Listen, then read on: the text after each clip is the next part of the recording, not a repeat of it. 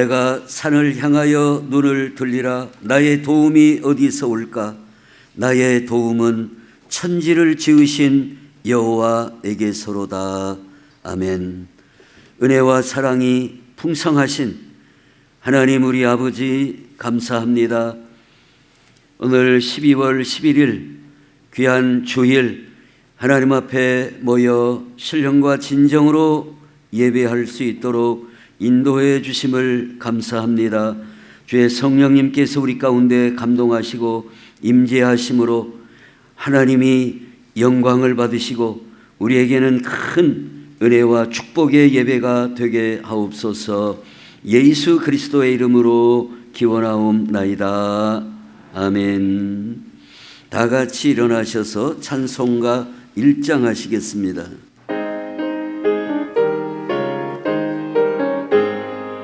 만복의 근원 하나님, 온 백성 찬송 드리고 저 천사여 찬송하세.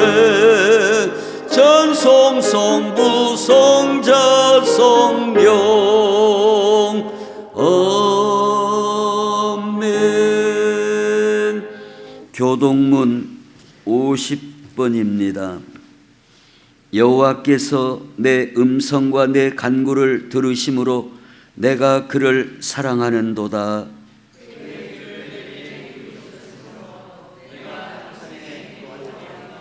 사망의 줄이 나를 두르고 수월의 고통이 내게 이름으로 내가 환난과 슬픔을 만났을 때에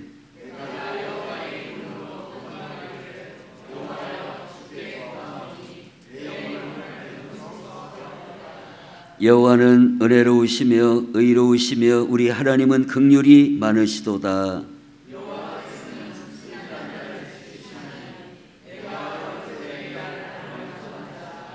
내 영혼아 내 평안함으로 돌아갈지어다. 여호와께서 너를 후대하심이로다.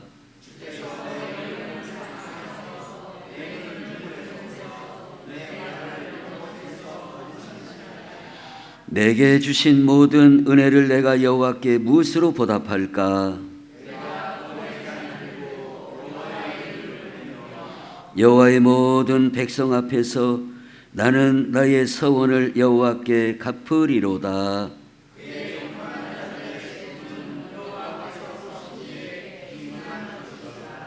아멘.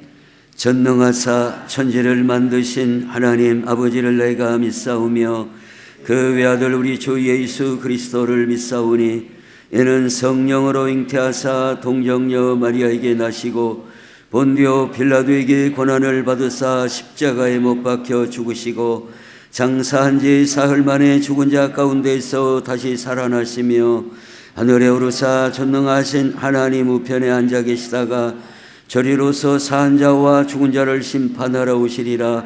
성령을 믿사오며 거룩한 공회와 성도가 서로 교통하는 것과 죄를 사하여 주시는 것과 몸이 다시 사는 것과 영원히 사는 것을 믿사옵나이다. 아멘. 찬송가 21장입니다.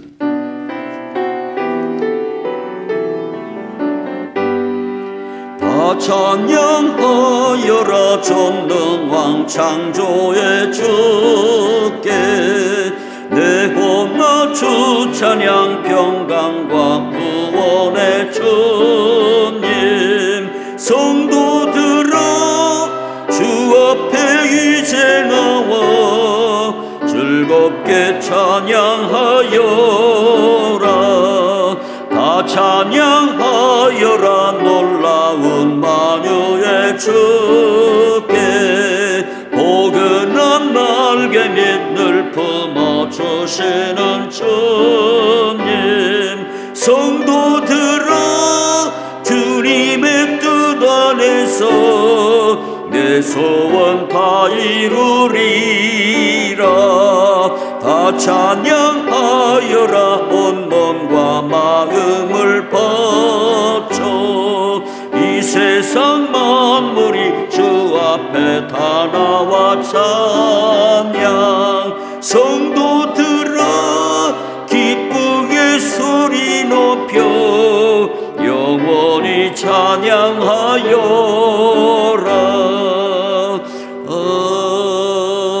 아멘.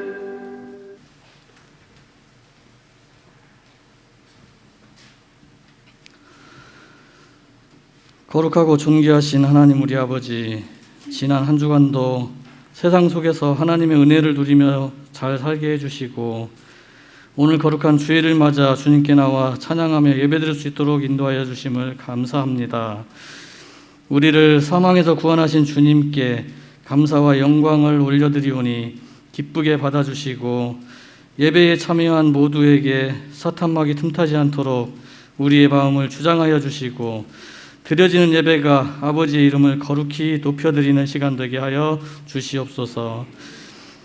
2022년 한 해를 돌아볼 때에 열심히 산다고 하였지만 하나님 앞에 부끄럽게 살아온 날들 많습니다. 세상적인 욕심과 교만, 또 의심과 악한 모습으로 살아온 모든 것들을 십자가 밑에 내려놓으니 아버지 하나님, 저희의 모든 허물을 긍휼히 여기시고 용서하여 주시옵소서. 연말 연시를 맞아 세상적 분위기에 마음이 들뜨기보다는 이 땅에 오신 예수님을 기대하며 감사와 찬양이 넘쳐나는 시간 되게 하여 주옵소서. 우리나라는 물론 전 세계적으로 혼란 속에 살고 있습니다. 이렇게 혼란한 때가 지금이 은혜 받을 만한 때요 구원의 날이라고 하셨사오니 우리 모든 성도들이 하나님의 말씀을 늘 묵상하며 말씀을 지켜 행함으로 평탄한 길을 가며 모든 일에 형통하는 삶을 살 수 있도록 아버지 하나님, 저희를 붙들어 주시고 듣는 귀와 깨닫는 지혜와 행할 수 있는 능력을 주시옵소서. 세속에 물들지 않게 하시고 성령의 말씀으로 가득 채워 주옵소서. 얼마 남지 않은 2022년 잘 점검하며 마무리할 수 있도록 은혜 내려 주옵소서. 아버지 하나님, 한겨울의 추위보다 더한 고통으로 힘들어하는 성도들 있습니다. 경제적인 어려움으로 또 육신의 질병으로 마음이 아프고 고통당하며 하나님의 간섭하심만을 바라보는 하나님의 자녀들이 있사오니 이들의 기도와 간구에 귀 기울여 주셔서 하루속히 고통에서 벗어날 수 있도록 은혜 베풀어 주시옵소서. 또한 무너진 믿음으로 방황하는 자녀들을 만나 주셔서 다시금 더 큰 믿음으로 회복되어 모두에게 감사와 찬양이 넘치는 크신 은혜를 내려 주옵소서. 아버지 하나님, 주님의 몸된 교회를 섬김에 몸 바쳐 시간 바쳐 물질 바쳐 헌신하며 봉사와 충성으로 섬겨온 우리 연로하신 장로님, 권사님, 집사님, 성도님들 하나님이 모두 다 기억하여 주시고 하늘나라의 소망과 이 땅에서의 위로와 평안을 주시옵소서. 남은 삶 동안 건강으로 인하여 물질로 인하여 실족되는 일 없도록 지켜주시옵소서. 주님 부르시는 그날까지 항상 기뻐하며 기도하며 감사하며 믿는 자의 본이 되고 모범이 되는 삶을 살아갈 수 있도록 축복하여 주시옵소서.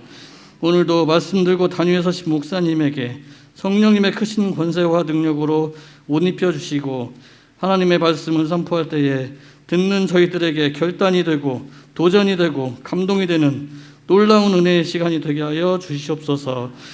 저물어가는 2022년 아쉬움보다 다시 오실 예수님과의 재회가 더욱 가까워짐을 감사하오며 예수님의 이름으로 기도하옵나이다. 아멘.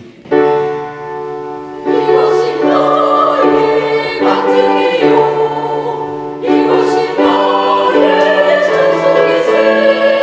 나 사는 동안 끊임없이 구주를 찬송하리로다.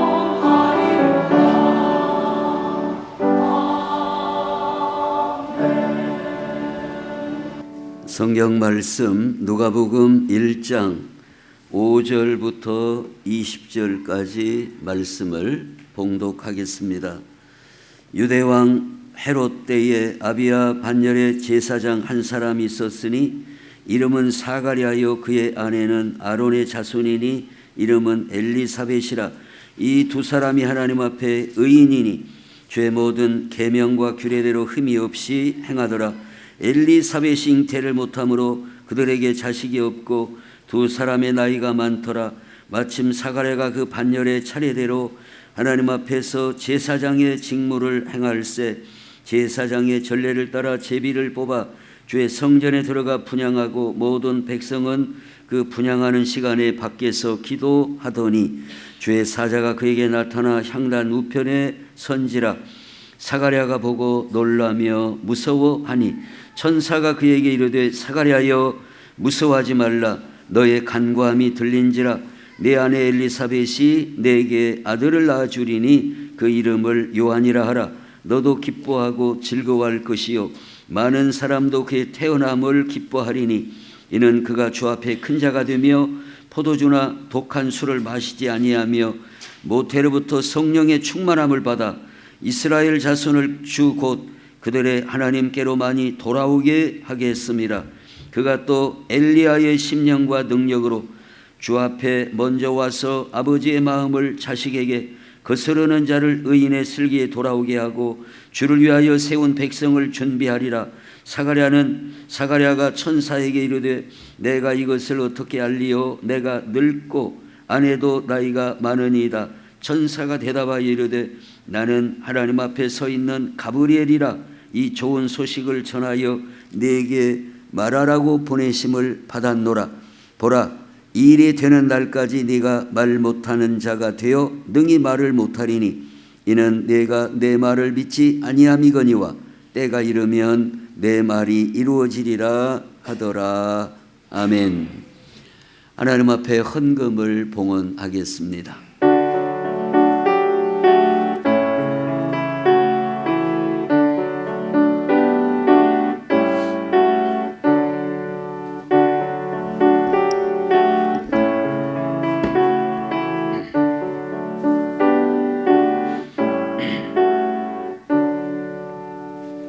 교회 소식을 보시겠습니다. 각 속회 연말을 맞이해서 총회하고 총회 결과를 다음 주일까지 보고해 주시기를 바랍니다. 안 하고 넘어가는, 그래서 회장이 누군지 서기가 누군지 모르는 그런 속회가 있어요. 적은 숫자라 할지라도 다 모여서 꼭 결정해서 보고해 주시기 바랍니다. 성경 읽기, 쓰기 꼭 해 주시기 바랍니다. 이제 바쁘고 우리가 좀 피곤하고 그런다 할지라도 해야 되겠다 마음을 먹으면 할 수가 있고, 아이고 못한다 이렇게 바쁜데 어떻게 하냐 그러면은 하기가 어려워요. 꼭 하루에 한 석 장, 토요일이나 주일날에는 서너 장씩 이렇게 진도가 되어 있습니다. 성경 읽기, 또 암송, 성경 암송. 이번 주에는 어디에요? 욥기 42장 5절 6절을 복습을 하고 시편 23편 1절을 암송하도록 하겠습니다. 다음 주에는 다 하시겠죠? 시편 23편. 우리 욥기 한번 복습 한번 해볼까요? 42장 시작. 내가 주께 대하여 귀로 듣기만 하였사오나 이제는 눈으로 주를 배움나이다. 그러므로 내가 스스로 거두어드리고 티끌과 제 가운데에서 회개하나이다. 욥기서의 주제라고도 할 수가 있습니다.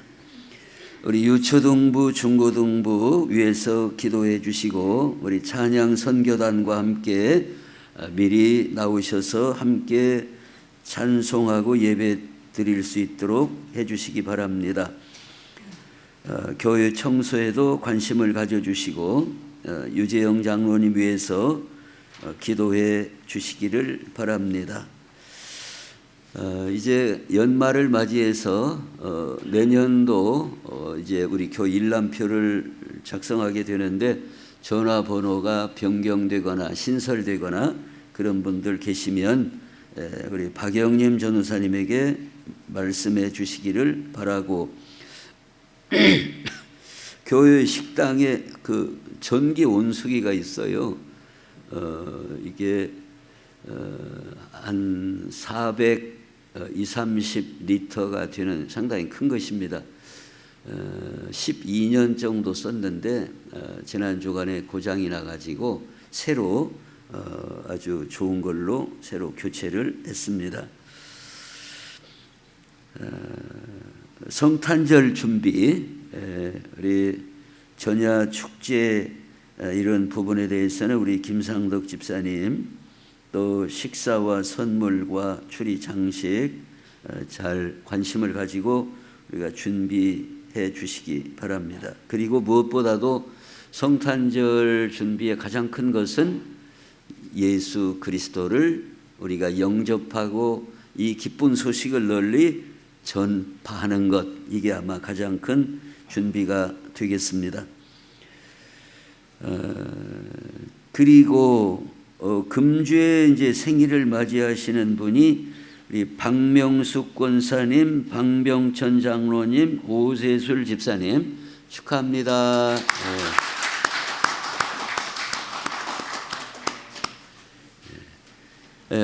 금년에 생일이 나도 생일인데 혹시 착오가 있다거나 이렇게 등록이 늦어서 생일 축하 선물을 못 받으신 분들은 우리 박 전도사님에게 알려주셔서 금년 안으로는 다 받을 수 있도록 그렇게 해 주시기 바랍니다.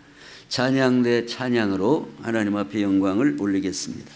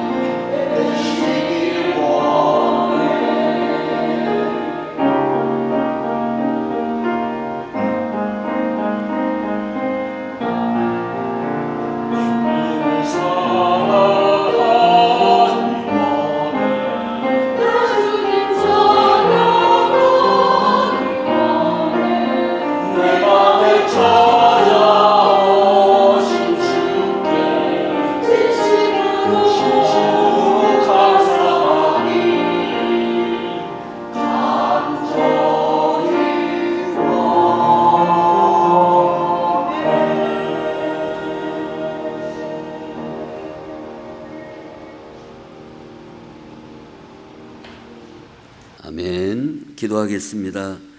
하나님, 우리 찬양대의 찬양을 기뻐하신 줄로 믿습니다. 우리 찬양대원들에게 늘 은혜를 베풀어 주시고 강건케 하시고 주님을 뜨겁게 사랑함으로 찬양하여 하나님 앞에 큰 영광 돌려 드리게 하옵소서. 아버지 하나님 앞에 예배하며 귀한 헌금을 드립니다. 감사함으로 드리고 믿음으로 드리고 주와 복음에 동참하며 드렸사오니 아버지 하나님 축복의 씨앗이 되게 해주시고 하나님께 영광을 돌려드리는 헌금이 되게 해주시고 우리 교회의 사명을 잘 감당하여 빛을 발하고 소금의 사명을 감당하는 귀한 역사가 일어나게 하옵소서. 특별히 우리 교회가 늘 깨어 기도하는 교회가 되고 아버지 하나님 병든 자들이 고침을 받고 건강을 회복하고 하나님께 감사와 찬송과 영광을 돌려드리는 역사가 일어나게 하옵소서. 우리 유초등부, 우리 중고등부가 다시 일어나게 하시고 대학 청년부가 모여들게 해주시고 아버지 하나님 땅끝까지 복음을 전파하고 선교하는 귀한 교회로 쓰임받게 하여 주옵소서. 이 시간에 하나님의 말씀을 나눌 때에 성령님께서 감동하시고 가르쳐 주셔서 우리의 믿음이 날로 자라나고 열매 맺도록 복을 주시옵소서. 부족한 종을 능력의 손으로 사용하여 주옵소서. 예수님의 이름으로 감사하며 축원하며 기도하옵나이다. 아멘.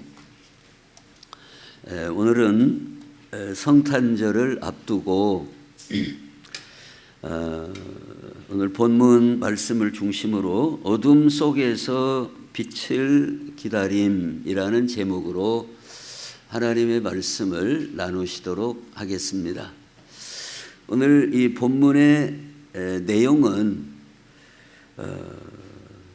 그 제사장 사가랴가 나오고 그의 부인 엘리사벳이 나옵니다. 그런데 이 사가랴하고 엘리사벳 사이에는 나이가 늙었는데 아이가 없어요. 자녀가 없다는 겁니다. 그런데 무슨 오늘 말씀하고 무슨 연결이 되느냐? 오늘 이 사가랴와 엘리사벳 이 부부에게 자녀가 없다고 하는 것은 굉장히 어두운 형편입니다. 그 가정으로서는 굉장히 어두운 것이에요. 지금도 아마 그런 의식이 있겠습니다마는 지금도 부부간에 자녀가 없다. 10년이 가도 20년이 가도 30년이 가도 자녀가 없다. 그게 좋아할 사람은 없을 겁니다. 그런데 이 당시에 이 당시까지 갈 것 없고 100년 전, 200년 전만 해도 아주 이 일은 하나님의 은혜를 받지 못한 가정이고 그 가정의 대가 끊어지는 그 가정으로서는 대단히 불행한 일이 바로 자녀가 없다는 거예요. 그런데 이 자녀가 없는 사가랴와 엘리사벳 이 가정은 당시 예수님께서 이 땅에 오시기 전 그 당시의 시대상을 압축적으로 모형적으로 보여주는 하나의 모습이다 그 말입니다. 뭔 말인가 이해가 돼요? 다시 한번요.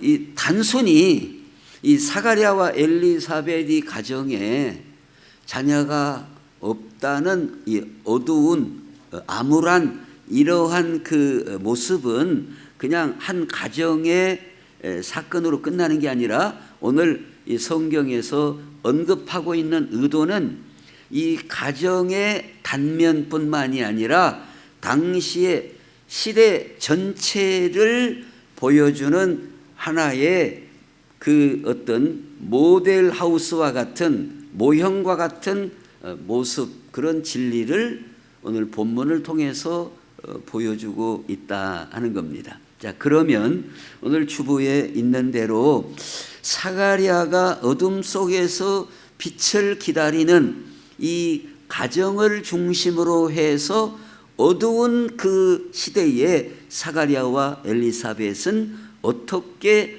살아나갔는가를 바라보고, 두 번째로는 더 범위를 넓혀서 이스라엘 백성 전체, 이스라엘이 이렇게 어두운 환경과 처지에 있었는데 어떻게 이 빛으로 나아가게 되는가, 이 두 가지 측면에서 오늘 본문의 말씀을 나누시도록 하겠습니다. 자, 먼저 이 5절부터 말씀에 보면 유대 왕 헤롯 때에 아비야 반열에 제사장 한 사람이 있었다. 제사장이 하나만 있다 그런 뜻은 아니라 여러 제사장 가운데에 한 사람이 사가랴이다 그 말이에요. 근데 그 이름은 사가랴고 그의 아내는 아론의 자손인데 엘리사벳이었다는 겁니다. 근데 이 두 사람이 하나님 앞에 믿음으로 살았고 주의 모든 계명과 규례대로 흠이 없이 잘 행하였다는 거예요. 그러나 엘리사벳이 잉태를 못함으로 그들에게 자식이 없고 두 사람의 나이가 많더라 그랬습니다. 자식이 없다 하더라도 이제 젊으면 아직 뭐 3, 40대라든가 그러면 또 더 하나님 또 기회를 주실 수 있으니까 기다려보자 이럴 수가 있을 거 아니에요. 근데 오늘 본문에서 뭔 표현이에요? 인제까지도 자녀가 없는 데다가 나이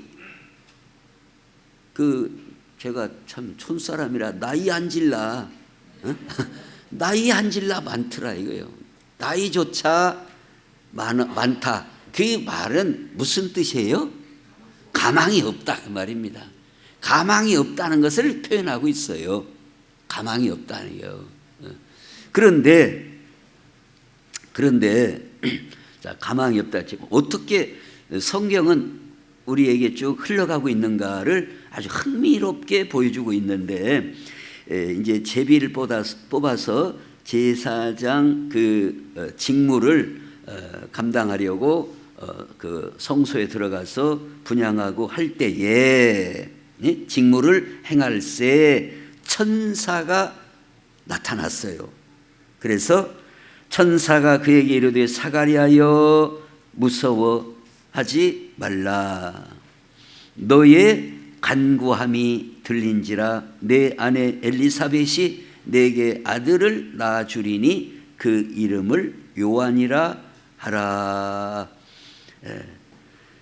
너도 기뻐하고 즐거워할 그 많은 사람도 그의 태어남을 기뻐하고 그는 큰 자가 되고 성령의 충만함을 받고 이스라엘 자손을 하나님께로 많이 회개하고 돌아오게 하는 큰 인물로 쓰임받을 것이다는 말씀을 전해 듣게 됐어요. 자, 그런데 여기서 흥미로운 게 뭔가 하면 이 사가랴가 그리고 그의 처도 나이도 많고 지금까지 자녀가 없는데 사가랴가 뭘 했었다는 거예요? 너의 간구함이 들렸다는 겁니다. 간구함이 들렸어요. 기도했다 그 말입니다. 여기에서 너의 간구함이 들렸다. 그리고 네 아내 엘리사벳이 너에게 아들을 낳아주겠다. 그러면 좀 더 구체적으로 사가랴의 간구, 사가랴의 기도는 구체적으로 무슨 기도를 했겠어요? 자녀를 주실 것을 기도했다라고 보아야 합리적이고 앞뒤가 맞다 그 말이에요. 물론 사가랴가 하나님 이 나라 이 백성을 긍휼히 여기시고 뭐 여러 가지 기도할 수 있겠죠. 또 일용할 양식도 주시고. 근데 여기에서 너의 간구함이라고 하는 것은 바로 이어서 너에게 아들을 하나님 주신다라고 연결지어 볼 때 사가랴의 간구, 사가랴의 기도는 하나님 우리 가정에 우리 부부에게 자녀를 주옵소서라고 기도했다고 봐야 타당하다 그 말이에요. 이게 뭐가 이상합니까? 자, 보세요. 이게 바로 오늘 우리에게 주는 중요한 메시지라는 거예요. 이 사가랴의 이 가정에 있어서 이미 인간적으로 생각할 때는 더 이상 기도할 것이 없을 것 같아요. 오늘 우리는 이 부분에서 많은 경우에 우리가 예수님을 믿고 또 직분자라 할지라도 그 틀렸어. 뭐 기도해봤자요. 기도할 것도 없어. 이럴 수가 있다 그 말이에요. 왜? 자기의 상식이나 자기의 지식이나 자기의 환경이나 자기의 여건으로 볼 때 이것은 안 되는 일을 뭘 그걸 될 일을 기도하든지 말든지 해야지 되지도 않을 일을 뭘 하나님 앞에 기도한다고 되냐 이렇게 생각하고 이렇게 속단하고 그 방향으로 기도를 안 할 수 있는 경우가 많다 그 말입니다. 근데 가만 계신 거 보니까 나는 안 그런다 하는 것 같지 나는 안 그러는데 한 것 같아요. 이게 우리가 그런 어떤 극한 처지 환경에 빠지게 되면 거기에 그냥 이 마음이 굳어져 버려 가지고 더 이상 안 된다, 뭐 더 이상 할 수 없다, 가망이 없다 이런 생각을 가질 수 있다 그 말이에요. 근데 이들은 의인이라고 했고 말씀대로 살았다 그랬습니다. 즉 오늘날 우리의 표현대로 말하자면 이들은 하나님의 말씀을 붙들고 살아계심을 믿고 하나님의 그 능력을 의지하고 믿음으로 살았던 사람이다 하는 거예요. 그래서 그들은 자기 인간적인 형편과 처지를 봐서는 전혀 하나님 우리 가정에 자녀를 주세요라고 기도하는 것이 안 어울릴 것 같지만 그들은 여전히 하나님 앞에 자녀를 주시도록 간구했다. 그리고 하나님께서 그 간구를 들으셨다라고 말씀을 하고 있다는 거예요. 그러니까 이전까지의 이 사가랴 가정의 형편은 어때요? 물론 믿음으로 살고 말씀대로 살아요. 그러나 여전히 어둡다 그 말입니다. 그 가정의 배경이 어두운 거예요.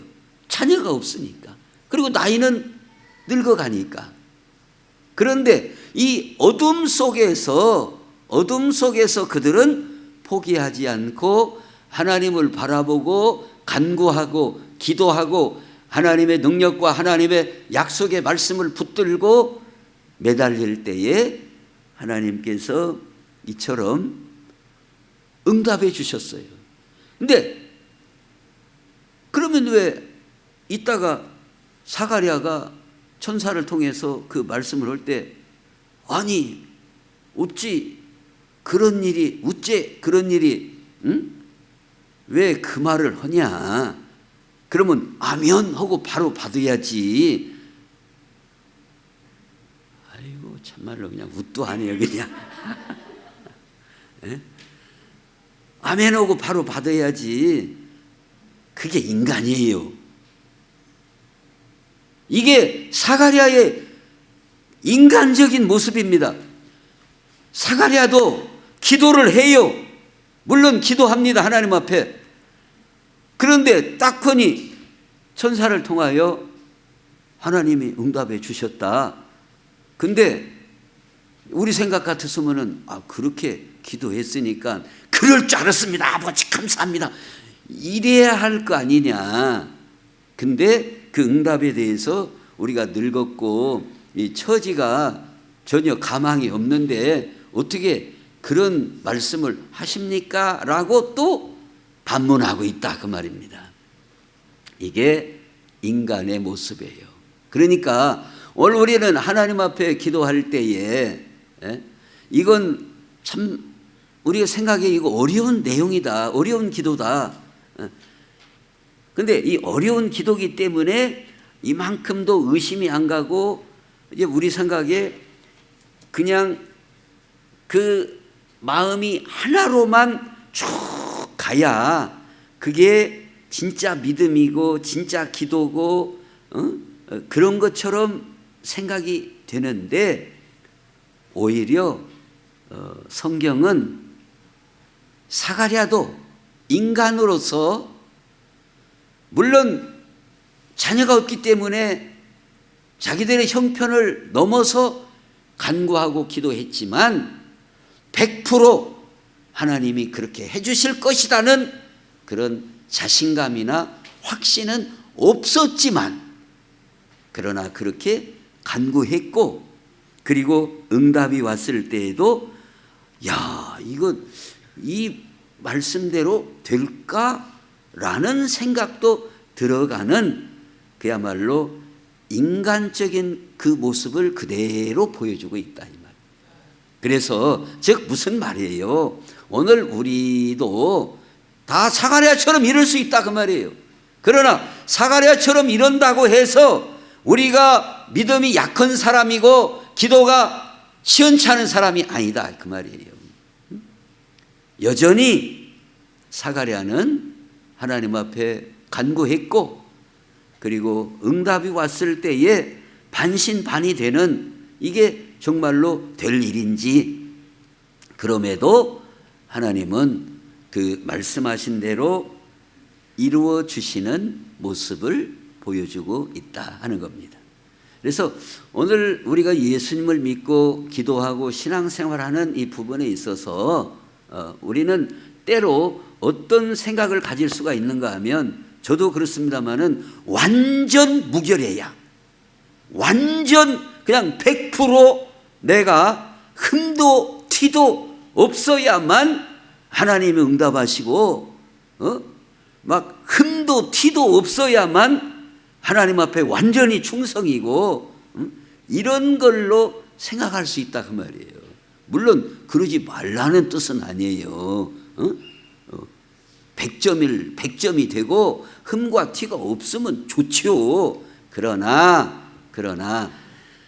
다윗도 그렇고 모세도 그렇고 사가랴도 그렇고 다 흠과 티가 없는 사람은 하나도 없다는 것을 성경은 분명히 말씀해 주고 있어요. 흠과 티가 없는 사람 하나도 없어요. 믿음으로 사는데도 불구하고 기도하며 사는데도 불구하고 흠과 티가 없는 사람은 없다. 그러나 우리가 흠과 티가 부족함이 있다 할지라도 하나님께서 그 기도를 물리치시거나 무시하시는 하나님이 아니시다는 것을 우리에게 그대로 보여주고 있어요. 다윗도 완전합니까? 100점짜리입니까? 아니에요. 다윗도 실수가 있어요. 다윗도 어떻게 보면 블레셋 그 아기스 왕에게로 피난을 갔다든지 그것도 거기 가서서 자기가 아차 이거 잘못 왔구나 깨달았어요. 물론 하나님의 인도함을 받고 늘 기도하는 사람임에도 불구하고 헛다리 짚을 때가 있더라 그 말이에요. 마찬가지로 오늘 우리도 부족함이 있을 수 있고 이 다리를 잘못 짚을 수 있다 이거예요. 그렇다고 해서 하나님께서 우리 기도를 무시하시거나 안 들으시거나 그런 하나님이 아니시다. 오늘 이 사가랴의 기도를 들으시고 귀한 세례 요한이라는 귀한 인물을 그 가정에 허락해 주셔서 그야말로 그 가정의 어둠에서 빛으로 나아가는 모습을 보여주고 있다 하는 겁니다. 그 다음에 두 번째로 이스라엘의 배경이 예수님께서 이 땅에 육신을 입으시고 이 땅에 오실 때에 이스라엘의 배경은 어떤 배경이었는가? 구약과 신약 사이에 약 400여 년의 그 암흑기가 있어요. 즉 말라기 선지자로부터 이제 세례 요한이 오기까지 이 공간이 400년 정도 공간이 떠 있다 그 말입니다. 그런데 이 400년은 왜 암흑기라고 그러는가? 오늘 우리가 이 성경에 보면 이 말라기 4장 그 내용을 끝으로 구약이 이제 문을 닫습니다. 구약이 문을 닫아요. 보라, 여호와의 크고 두려운 날이 이르기 전에 내가 선지자 엘리야를 너희에게 보내리니 그가 아버지의 마음을 자녀에게로. 이 내용이 오늘 누가복음 1장 17절 말씀을 이 말라기 4장 5절 6절 말씀을 인용하는 내용이에요. 즉 세례 요한의 출생은 말라기 선지자를 통해서 엘리야와 같은 심정을 가진 하나님의 선지자를 보낸다는 말씀이 세례 요한이 출생함으로써 말라기 선지자를 통하여 주신 예언의 말씀이 응하였다, 이루어졌다는 것을 말씀하고 있다, 그 말입니다. 그래서 내가 선지자 엘리야를 너에게 보내리니 그가 아버지의 마음을 자녀에게로 돌이키게 하고 자녀들의 마음을 그들의 아버지에게로 돌이키게 하리라. 돌이키지 아니하면 두렵건대 내가 와서 저주로 그 땅을 칠까 하노라 하시니라. 이 말씀이 말라기 4장 5절 6절 말씀이고 누가복음 1장 17절에서 그 말씀을 인용해서 그대로 기록하고 있다는 겁니다. 그런데 이 400년 이 구약과 신약의 이 공간, 이 암흑기와 같은 400년 때는 어떤 시대였는가 하면, 물론 여러 왕들을 다 우리가 찾을 수는 없지만은 대표적으로 성경이 나오는 그런 분위기만 보면 마태복음 2장 16절에 이에 헤롯이 박사들에게 속은 줄 알고 심히 노하여 사람을 보내어 베들레헴과 그 모든 지경 안에 있는 산의 아이를 박사들에게 자세히 알아본 그때를 기준하여 2살부터 그 아래로 다 죽이니 그랬습니다. 예수님께서 이 땅에 탄생하셨을 때에 우리가 마태복음 그 내용을 다 아시는 것처럼 그때의 헤롯이 어쨌다고요? 그때 헤롯이 메시아를 죽이려고 마음을 먹은 거예요. 이제 동방 박사들이 이제 예루살렘을 거쳐가고 베들레헴으로 가고, 그런데 이제 동방 박사들은 다른 길로 해서 고국에 돌아가게 되잖아요. 그러니까 그때사 헤롯이 나를 속이고 갔어? 내가 그런다고 가만히 있을 내가 아니지 하고 그 동방 박사들이 말한 그때를 기준해서 2살 아래로는 싹 죽여라. 2살 아래로. 뭘 보여주고 있습니까? 그 왕이 잔악하다 그 말이에요. 아무리 왕이라 할지라도 이 세상에 뭐 중국에도 왕이 있었고 뭐요 우리나라에도 왕이 있었고 뭐 다 여러 군데 다 왕이 있었지만 그래도 최소한의 법과 나름대로 어떤 통치 기준이 다 있는 거거든요. 그냥 뭐 무슨 마구잡이로 눈 감고 땡감 뭐 다 쳐 죽이고 그런 또라이 같은 왕도 물론 또라이가 없는 건 아니지만 또라이 왕도 더러 있기는 하지만 이것도 완전히 또라이다 그 말이에요. 아니 무슨 근거로 2살 아래로 거고 쫙 죽이라. 얼마나 무식하고 얼마나 악하냐 그 말이에요. 아니 뭐 백성들은 무슨 뭐 돼지들만 삽니까? 왕이 죽이라고 한다고 다 죽이는 이게 무슨 이유가 무슨 근거가 있고 무슨 법률적인 뭐가 있다든가 그래가지고 사람을 죽이든가 말든가 하는 것이지.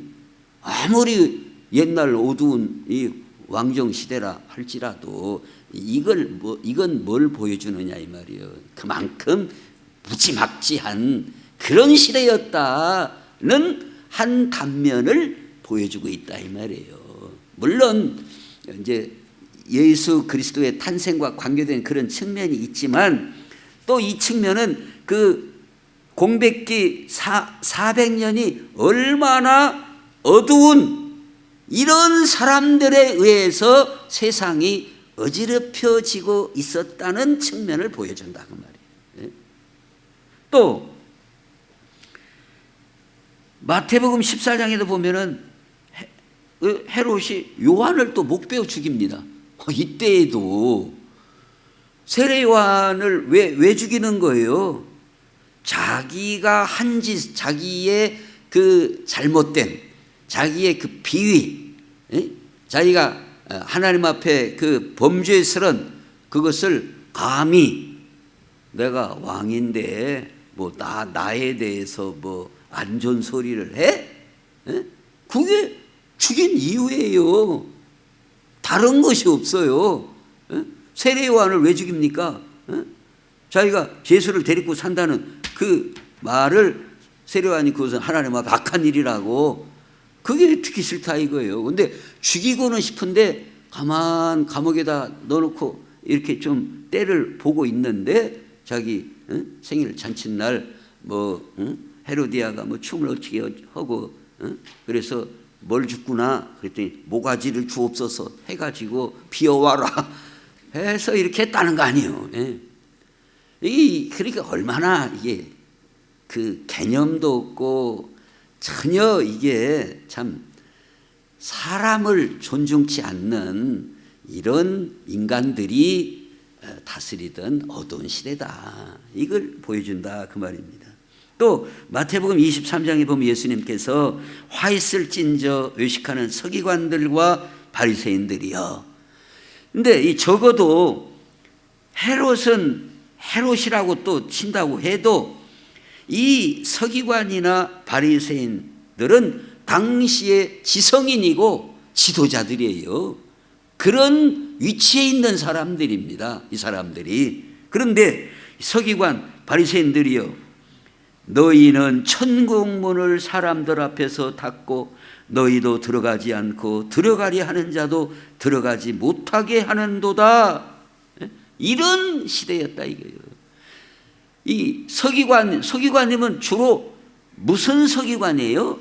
성경을 쓰기 위한 서기관이에요. 가장 중요한 직무가 그 일이라 이 말이에요.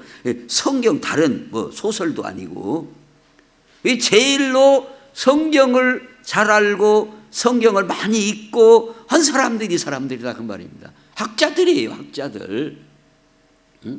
하나님 말씀에 대한 연구하고 하는 학자들이다 이거예요. 그런데 이 사람들이 천국문을 닫고 지들도 안 들어가고 다른 사람도 못 들어가게 하는, 그러니까 얼마나 시대가 암울한 그런 캄캄한 시대였는가를 보여주고 있습니다. 화 있을진저 외식하는 서기관들과 바리새인들이여. 우리 마태복음 23장에 보면 그런 내용이 쭉 여러 가지 나오는데 이제 한 두어 부분만 인용을 했는데요. 너희는 교회나 한 사람을 얻기 위하여 바다와 육지를 두루 다니다가 생기면 너희보다 뭐라고요?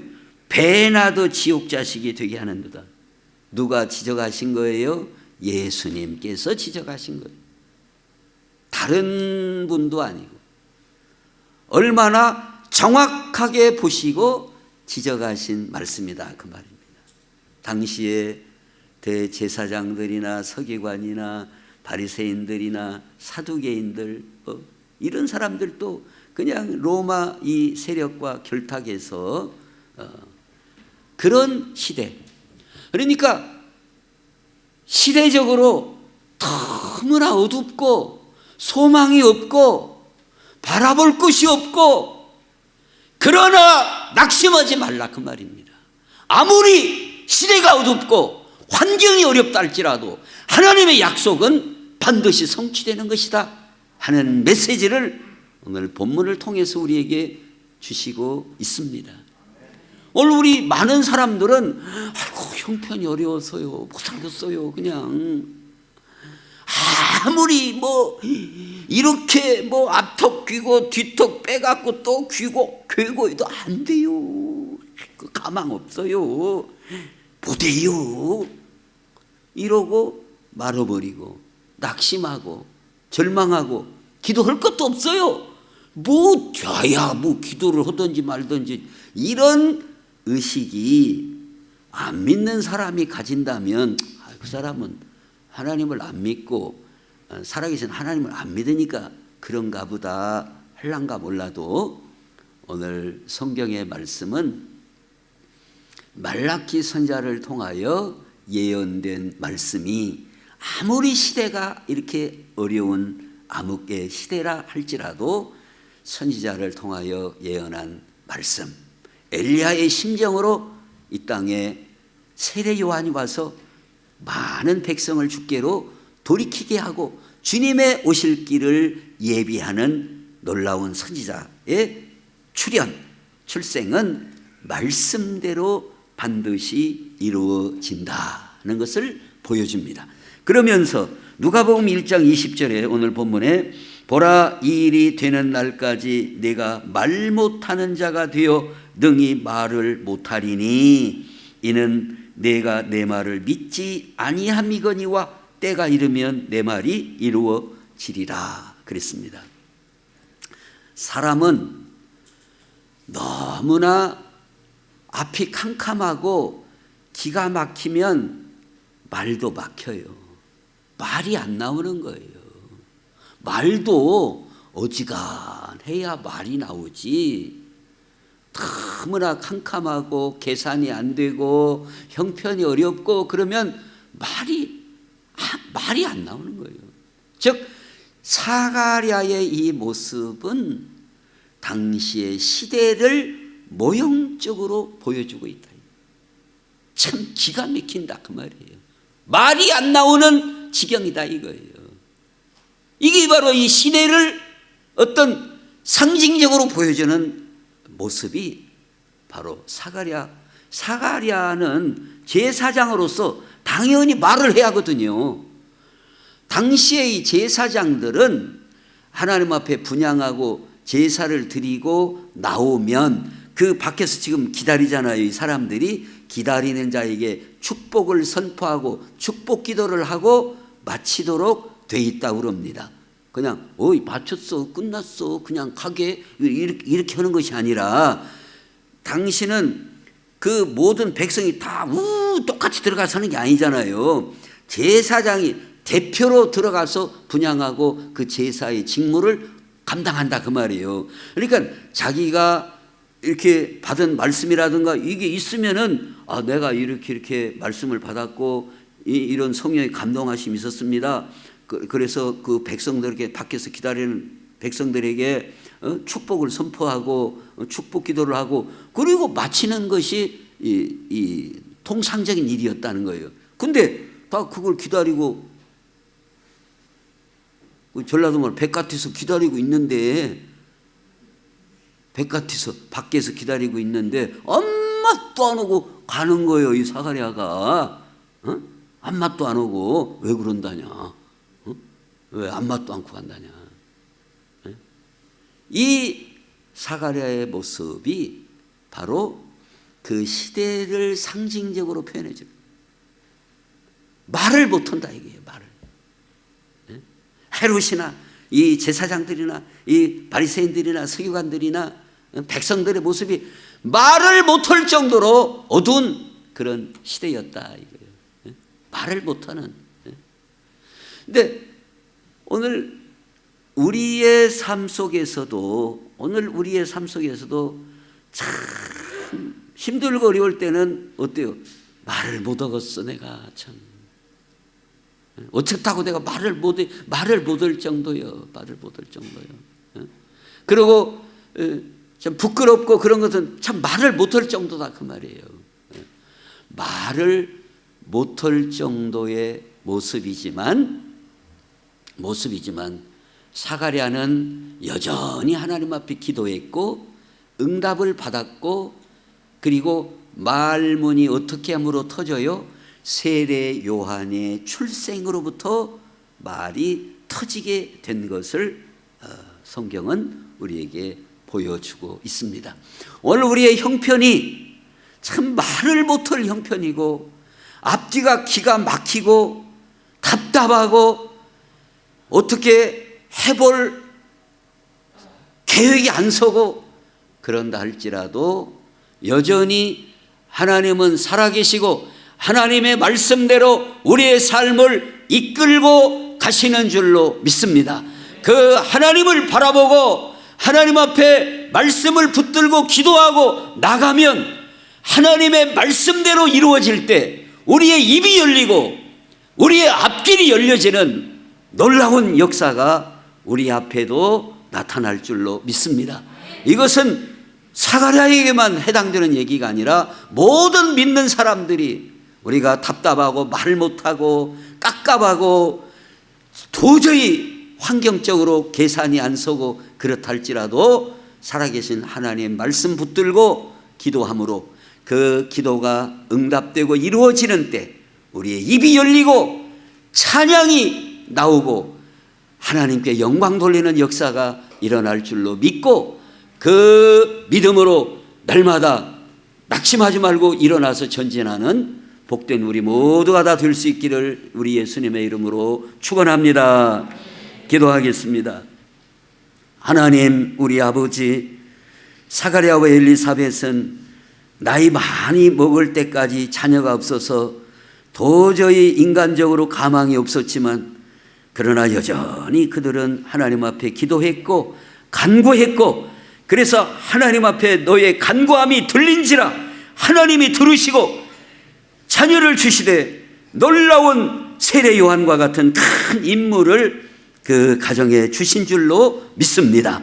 아버지 하나님, 오늘 우리도 여러 가지 형편과 처지로 말이 못할 정도로 답답하고 계산이 안 서고 그런다 할지라도 여전히 하나님 앞에 매달려 기도하고 그래서 하나님의 응답의 역사가 일어남으로 말미암아 우리가 크게 입을 열어 말하고 증거하고 참으로 하나님께 영광 돌리는 역사가 우리 모두에게 일어나게 해 주시옵소서. 예수님의 이름으로 기도하옵나이다. 아멘. 우리 다 같이 일어나셔서 찬송가 84장입니다.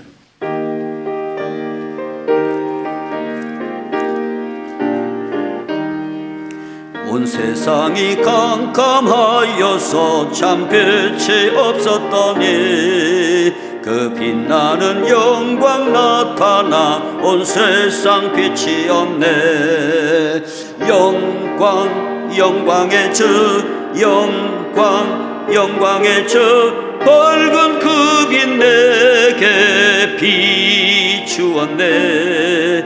영광 영광의 주 영광 영광의 주 이 세상의 빛은 오직 주 예수님. 주 말씀을 믿는 사람은 그 마음이 시원하고 주 명령을 준행하는 자 그 길이 환하겠네. 영광 영광의 주 영광 영광의 주 밝은 그 빛 내게 비추었네. 영광 영광의 주 영광 영광의 주 이 세상의 빛은 오직 주 예수님. 죄 가운데 사는 사람은 그 눈이 어두워도 그 죄악을 씻는 날에는 그 눈이 밝아지네. 영광 영광의 주 영광 영광의 주 밝은 그 빛 내게 비추었네. 영광 영광의 주 영광 영광의 주 이 세상의 빛은 오직 주 예수님. 이제는 빛으로 이 세상에 오신 우리 구주 예수 그리스도의 크신 은혜와 하나님 아버지의 무한하신 사랑과 성령님의 교통하심이 아무리 어둡고 캄캄한 여건 속에서라도 하나님 말씀 붙들고 끝까지 기도하여 응답받고 그 입이 환하게 열려지기를 원하는 우리 신일교회 사랑하는 모든 성도들 가운데 이제부터 영원토록 항상 함께 있을지어다. 아멘.